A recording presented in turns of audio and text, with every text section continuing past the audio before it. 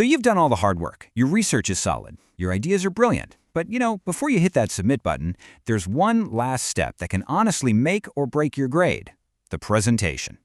Let's make sure your work looks as smart as it actually is. So let's just start with this question right here. Does your paper's look match its ideas? I mean, really think about that for a second. You could have these incredible, groundbreaking insights, but if they're all buried in a messy, confusing document, they might just lose all their power before your professor even gets past the first sentence. And this is why it matters so much. Poor formatting isn't just a small mistake. It actually distracts from your argument. It can even make your work seem less credible, which is the last thing you want. But professional formatting, it does the exact opposite. It makes your message clear, it builds trust with your reader, and it makes sure all your hard work gets the attention it really deserves. It's all about maximizing your impact.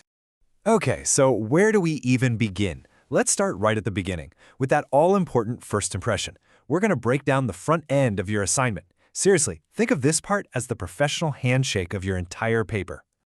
This whole process has 3 key parts that your reader is going to see first. You've got the cover page, the table of contents, and then, if you need it, a glossary. Getting these right sets a professional, serious tone from the absolute get-go. All right, let's dig into the cover page. This isn't the place to get super creative. It's all about clarity. You just need to make sure you have the module name and code, the assignment title, the date, your name, your lecturer's name, and of course your institution's logo. It's like a simple checklist to make sure your work is immediately identifiable and looks professional right away. Next up, the table of contents. Its job is really simple. It's a roadmap for your reader. It gives them this bird's eye view of your entire argument and lets them easily hop to any section they want. But more than that, it shows you've structured your thoughts logically before they've even read a single word. And what about a glossary? Well, you should probably include one anytime you're using technical jargon or subject-specific terms that might not be common knowledge. The goal here is simple: clarity. You never ever want your reader to get stuck or confused by the language you're using. And now for the main event, the body of your work. The guiding principle here is so simple. Readability is key. Let's jump into the best ways to format the real core of your assignment. If you only take one thing away from this whole section, let it be this: keep it simple and consistent. This should be your mantra for everything, from the font you pick to the spacing you use. And why? Well, because consistency gets rid of all the distractions and creates that polished, professional feel that just lets your ideas shine. So what does simple and consistent actually look like? Well, you want to stick to a clean, easy-to-read font like Arial or Calibri at a standard 12-point size. Always use double-line spacing. It's so much easier on the eyes, plus it gives your instructor room to leave comments. And for alignment, either left-aligned or justified is totally fine. Just, you guessed it, pick one and stick with it. No surprises. Headings and subheadings are basically your best friends when it comes to organization.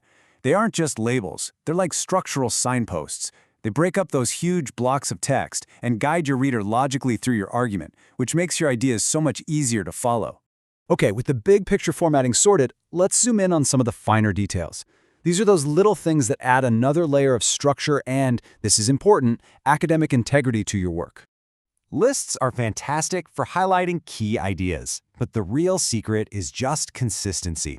Mixing up your bullet styles or numbering systems just looks messy.